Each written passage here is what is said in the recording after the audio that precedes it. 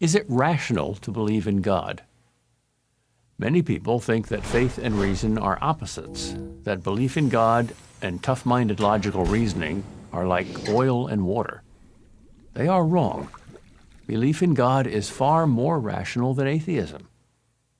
Logic can show that there is a God.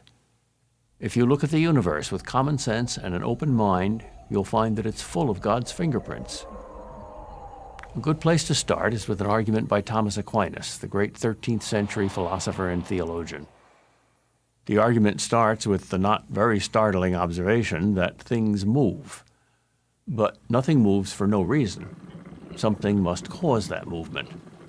And whatever caused that must be caused by something else, and so on. But this causal chain cannot go backwards forever. It must have a beginning. There must be an unmoved mover to begin all the motion in the universe, a first domino to start the whole chain moving, since mere matter never moves itself.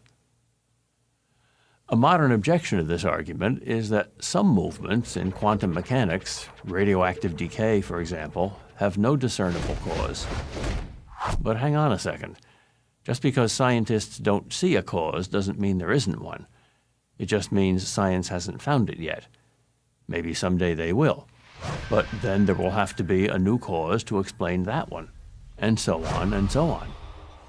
But science will never find the first cause. That's no knock on science. It simply means that a first cause lies outside the realm of science. Another way to explain this argument is that everything that begins must have a cause. Nothing can come from nothing. So if there's no first cause, there can't be second causes, or anything at all. In other words, if there's no creator, there can't be a universe. But what if the universe were infinitely old, you might ask? Well, all scientists today agree that the universe is not infinitely old, that it had a beginning in the Big Bang. If the universe had a beginning, then it didn't have to exist. And things which don't have to exist must have a cause. There's confirmation of this argument from Big Bang cosmology. We now know that all matter, that is, the whole universe, came into existence some 13.7 billion years ago, and it's been expanding and cooling ever since. No scientist doubts that anymore, even though, before it was scientifically proved, atheists called it creationism in disguise. Now, add to this premise a very logical second premise, the principle of causality, that nothing begins without an adequate cause. And you get the conclusion that since there was a Big Bang, there must be a Big Banger. But is this Big Banger God? Why couldn't it be just another universe? Because Einstein's general theory of relativity says that all time is relative to matter. And since all matter began 13.7 billion years ago, so did all time. So there's no time before the Big Bang.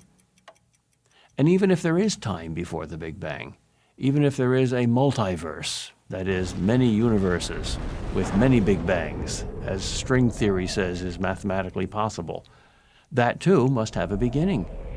An absolute beginning is what most people mean by God. Yet some atheists find the existence of an infinite number of other universes more rational than the existence of a creator. Never mind that there is no empirical evidence at all that any of these unknown universes exists, let alone 1,000 or a gazillion.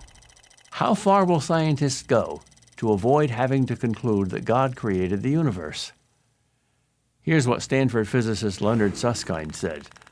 Real scientists resist the temptation to explain creation by divine intervention. We resist to the death all explanations of the world based on anything but the laws of physics. Yet the father of modern physics, Sir Isaac Newton, believed fervently in God. Was he not a real scientist? Can you believe in God and be a scientist and not be a fraud? According to Susskind, apparently not. So who exactly are the closed-minded ones in this debate? The conclusion that God exists doesn't require faith. Atheism requires faith. It takes faith to believe in everything coming from nothing. It takes only reason to believe in everything coming from God.